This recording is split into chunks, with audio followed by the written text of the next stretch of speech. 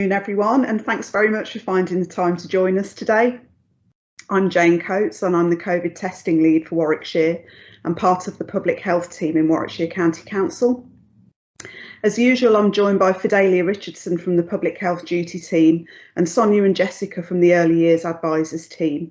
So today between us, we'll aim to share with you the latest numbers and reflect a little bit about what's going on just now relating to COVID in Warwickshire. I've popped, as usual, a couple of graphs in the chat column and they'll expand to a readable size if you double click on them. If you can't see the graphs, please scroll upwards as they may have just popped off the top of the chat column. I know that's happened before and people haven't been able to see them, but I promise you they're there. The horizontal grey bar chart shows you today's figures on case rates per 100k of population on a rolling 7-day period. And what it does is it compares Warwickshire's districts and boroughs to similar geographies across the West Midlands. So what you can see is that Rugby currently tops that chart, and that is across the West Midlands at a rate of 511.31 cases per 100k of population over the last 7 days. And Rugby has been at or near the top of the chart for a little while now. Nuneaton and Bedworth and North Warwickshire are a little way behind, and they both have case rates at the minute in the 340s per 100k, and Warwick and Stratford are some way down the table then with numbers in the range of 270s. So this is a pretty consistent picture and pattern of case rates that we've seen really for a while, with a little bit of jockeying at the upper end of the table. The pink bar chart that's in the chat column summarises the county-wide position, and you can see, unfortunately, a sharp spike at the right-hand side that describes the recent increase in cases. You won't be surprised, I'm sure, to know that outbreaks continue to occur in a range of settings, including care homes and workplaces, but the greater number of outbreaks at the moment in Warwickshire is in schools, with Rugby and Nuneaton and Bedworth experiencing more school outbreaks than other areas over the last week or more. I expect wherever you are in county, you'll be getting your own intelligence through families, friends and service users about patterns of transmission and whether some of the schools on your patch are those that are affected. The change in government guidance back in August and the removal of many restrictions really does limit formal options to contain the spread of the virus, and I think it's fair to say that we both see and understand the challenges that settings are facing in trying to get on with delivering service and also do what you can to keep people safe. The early years team continues to represent your voice in conversations about support for education in early years settings and is doing a really good job of spelling out some of the issues that are unique to you. These conversations with early years really help the public health and education teams to think about and in some cases reframe the recommendations that enhance government's guidance, hopefully in a way that's workable for you. And we always do invite your comments and feedback because of course we would like this to evolve so that it supports you in the way that you need the most. The specific issue that we hear about the most at the moment is the release of many people from the requirement to self-isolate following close contact with a positive testing person. We've had some examples of close contacts testing positive days later after having been in contact with quite a number of other people, and they are allowed to do this according to the government's guidance. I do recognise that this is a core issue and one that I'm sure is something that you are all working with in one way or another in your various settings.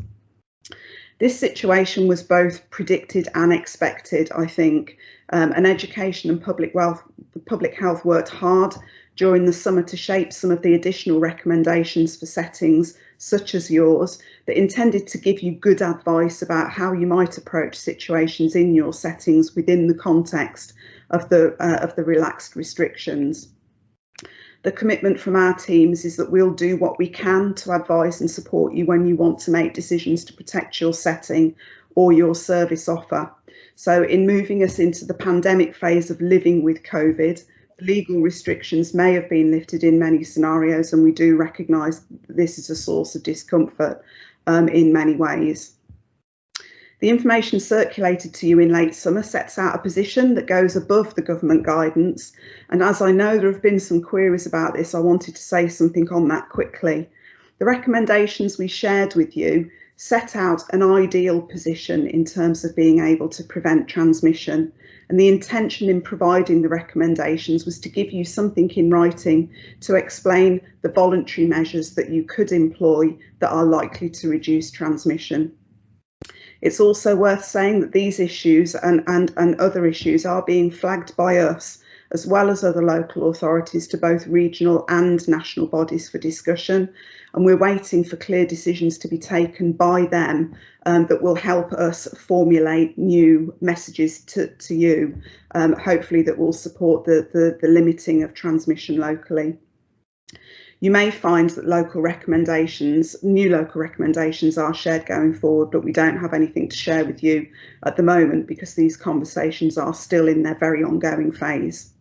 In the meantime, I really do want to thank you for all of your efforts, for everything you do, for your teams and the children and families you're supporting within what continue to be challenging circumstances.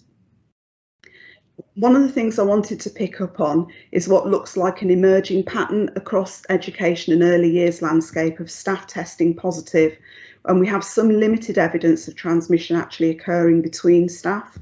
This is one of those areas where small changes in behaviours can make a big difference, and I'd ask you please to reinforce the messaging to your teams to remind them to limit close contacts in settings, especially in an outbreak situation.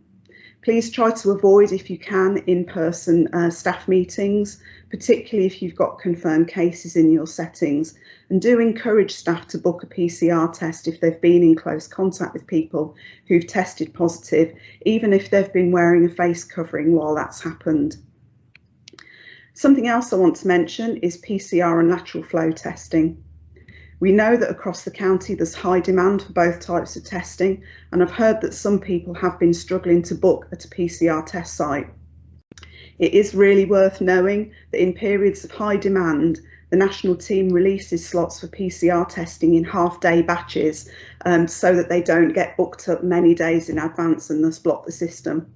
So my advice to everyone is to check back in a couple of hours if you're unsuccessful when you try to book online, because as I say, they're released twice a day, once in the morning and once in the evening, that unlock the subsequent half days worth of service. I don't have exact times around that, but there's a good rule of thumb there. To help with levels of demand, the hours of PCR testing in Warwickshire have been increased this week in some, if not all, locations. And this will be in place for a short period of time, and hopefully until we start to see the demand fall off again, which could well be into October. It's really difficult to project and judge. It is also just as quick at this moment in time to order a PCR test by post, as they come the next day, and results turnaround is exactly the same pace as an in-person test. So we do think they are a good alternative. If you experience anything different, do please let us know so that we can amend that messaging if we need to. In relation to PCR testing of under 4s, government doesn't recommend it unless there's a positive case within that child's household, but it can of course be done on a voluntary basis if parents are happy, so that option does exist there, although it isn't a rule. Lateral flow testing is a slightly different scenario, and these are freely available at many pharmacies locally and by post. We're still encouraging people as much as possible to continue to test at home twice a week, and Public Health may, upon occasion, recommend targeted use of testing of using lateral flow kits in particular scenarios, but they'll advise you about that at the appropriate time. Lastly, from me, the announcement has just been made over the weekend, I believe, that COVID booster jabs will be offered to people who've had their second dose more than 6 months ago. So the range of target groups that fall into that cohort will vary by area across the country, depending on the pace of the vaccine programme in each of those areas. But we do know that invitations are going out already, and so I would imagine you'll start to hear about those either through colleagues or through families that are using your settings. So just to be aware that they're on that they're circulating at the moment. That is everything I've got to tell you today. It was very short and sweet. So if anyone has got any questions, or if Fidelia or Sonia have got anything they'd like to add, now would be a good time. Thank you. Okay, you can either, if you've got a question, you can either put it into the chat, or you can put your hand up, or you can shout out if you can't find the hand signal. Okay, you'll notice in the chat that I've just put a reminder about please complete the form. If you've got a case, you need to do that for every single case you've got in the setting, please. And also remember to notify Ofsted. So those two things are still in place. Thanks, Sonia. Okay, and just to let you know that tomorrow with the early years briefing, we'll be sending out an updated letter template for you to use if you do have a confirmed case in the setting that you can send to all parents where their children are close contacts. Okay. Any questions, anybody? Well, if you think of something afterwards, you know you can always drop us a line, and we'll find a way to answer you as soon as we're able. Thank you, Jane. Very informative as always. Is there anything from Fidelia or Michelle that you wanted to raise while you've got the chance? No, it looks like we're all good. Thanks so much for your time, everybody. Michelle, are you flashing because you've got something to say? No, there's nothing from me. Okay, thank you. Hi everyone, thank you. Thank you. Okay, thanks everyone. Short and sweet today. Enjoy the rest of your day. Bye everybody. Thank you. Bye. Bye everyone. Bye.